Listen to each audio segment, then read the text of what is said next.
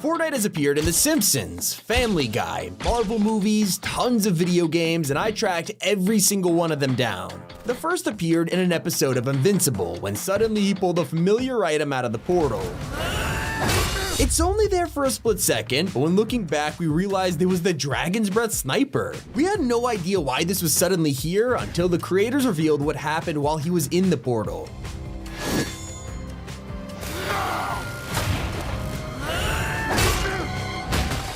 Yes, he actually went to Fortnite, and that is canon now. If only other R-rated collabs were in the game like Mortal Kombat. Instead, they have been secretly vocal about how they're better than Fortnite, releasing an ad that pokes fun at us.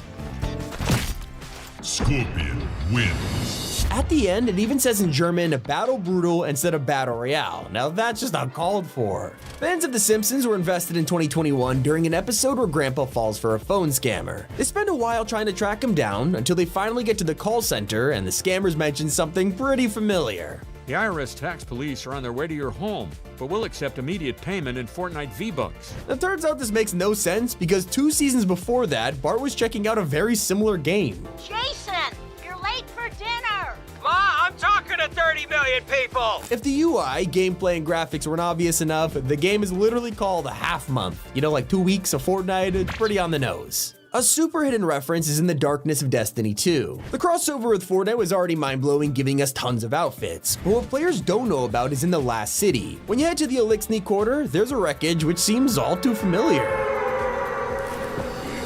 But recently, one show has taken the internet by storm, and it's Smiling Friends. This show is known for the attention to detail in the animations, especially jokes in the background, and during one episode, Pim and Charlie walk into Shrimp's bedroom.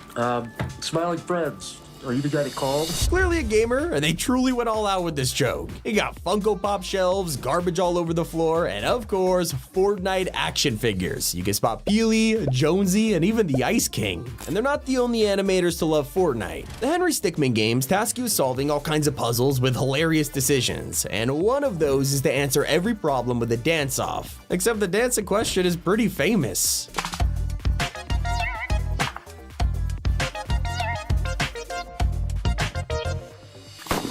In the final game, one route lets you escape with a parachute, or if you want, you could choose a Fortnite umbrella.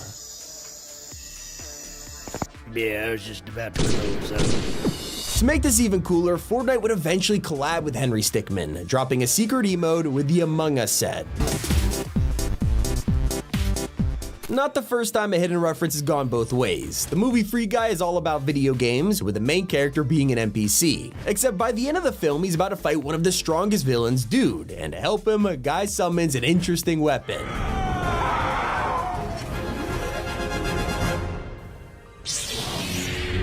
Okay, lightsaber's pretty cool, but it's not strong enough, so he changes to an item no one expects.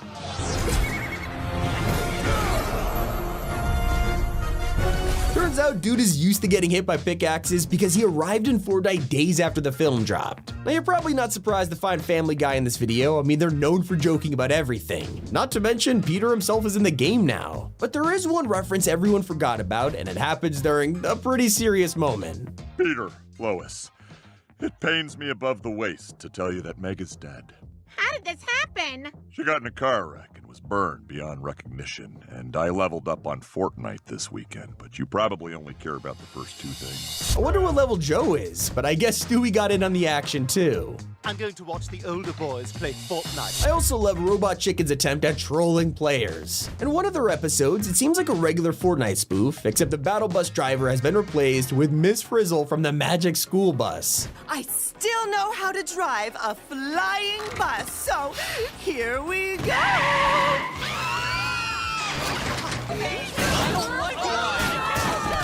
The bus is out of control! What's that, Eric?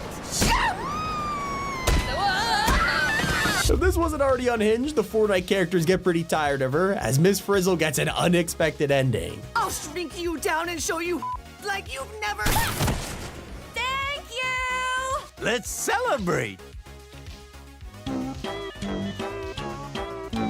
They also summed up the game in a hilariously accurate way. You want a staircase? Ah, boom, Fortnite, do I get the job? House, land, COD, Fortnite! Cha cha cha cha cha cha cha cha cha! Boom to Fortnite! That's just a poorly constructed tower with stairs that go nowhere. Oh, sniped!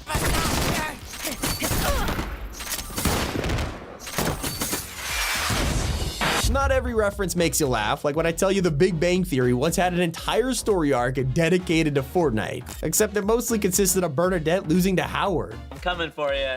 You could try, but Gotcha! son of a And luckily, she does get better later in the episode. I see you and boom! Gotcha! Woo! What a rush! Boom! A more impressive secret is one you've never heard of. When launching the next generation of Unreal Engine, Epic didn't jump straight into the new Chapter 4 graphics. Instead, they released a Matrix tech demo that had insane visuals, but of course, they couldn't do this and not reference their crown jewel. So, while exploring the city, you could find signs for places like Joe's Chug Jug. What's inside the Chug Jug, you might ask? No idea, your guess is as good as ours. Well, that's reassuring. Now I have to bring up a show called Super Pumped. The first season is all about the battle for Uber, except things get weird when the CEO of Uber starts playing Fortnite from Wish.com. I didn't bring it up because I know you're dealing with a lot right now. Don't worry about that. It's a public persona thing. Kinda looks AI generated or something, but on the bright side, at least you could pause his version of Fortnite, somehow. And hey, South Park stayed true to the source material with some awesome references. In 2018, they dropped a Halloween episode, and all the kids picked a costume, showing up to class like this. There are countless Fortnite outfits here, and the animators went out of their way to recreate them all one by one. There was so much work that South Park themselves posted the production art on Twitter, giving us a full view of every skin in all their glory. And I can't ignore one of the most famous references in Fortnite history. Millions of people were taken by complete surprise when Hulk visited Thor, only to realize he wasn't doing so great. Noob master. It's even crazier because this film was set in 2023, the same year that Fortnite OG came back, so this timeline actually makes sense. Did you know 3 years ago we had a crossover between Eminem and Fortnite long before he actually came to the Icon series? With his song Tone Deaf, one line took the internet by storm. Eating pork rind, sword fighting in pajamas. At the crib playing Fortnite with your grandma. I guess now grandma can play Fortnite as him. You can also check out World of Warcraft, which is a secret reference hiding in plain sight. It's one of the last places I'd expect to find this, but it turns out there's an NPC called Renegade Looter. You can probably tell what this is a reference to, but to make it even more on the nose, her spells include cranking 90s, disco bombs, and slurp drinks. If there's a collab that never ends, it's Marvel. But if I asked you what the first ever reference was, you might think Avengers Endgame or the Thanos LTM, except the answer will surprise you. Before it appeared in any films, Fortnite was mentioned in a Marvel show named Runaways. My dad said playing Fortnite till 4 a.m. was a waste of time. Yeah, that was a little hard to watch, and you also won't remember Fortnite's appearance in Spider-Man. You're probably sitting there thinking, I don't remember Peter Parker logging into BR or something. Well, it's a tiny cameo that 1% of players noticed.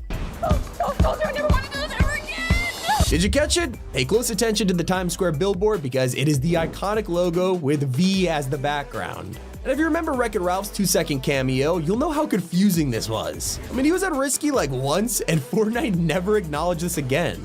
Except it turns out those brief moments were an ongoing theme, as when Ralph Breaks the Internet released, Fortnite made a surprise appearance. As usual, human suffering is number one, followed by hot pepper eating challenges, video game walkthroughs, screaming goats are back. Yeah, insanely fast, but at least we found Ralph later in the film dancing in the barn. That was a hootenanny, shifted into a floss, and I'll finish with a hot marah.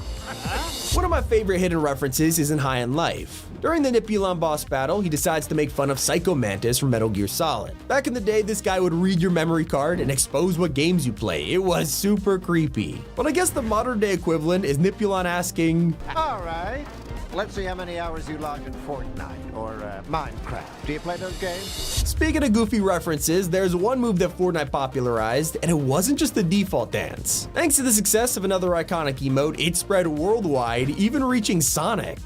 A Sonic 1, a Big Tank 0. And I bet you didn't realize that Fortnite was in Star Wars too. I know it seems random, except it's referenced in the first second of The Rise of Skywalker before the film even begins. As the opening credits scroll, this very first paragraph talks about a mysterious broadcast in the voice of Emperor Palpatine. Except fans never heard this. It wasn't in any Star Wars films or shows. It's actually from Fortnite.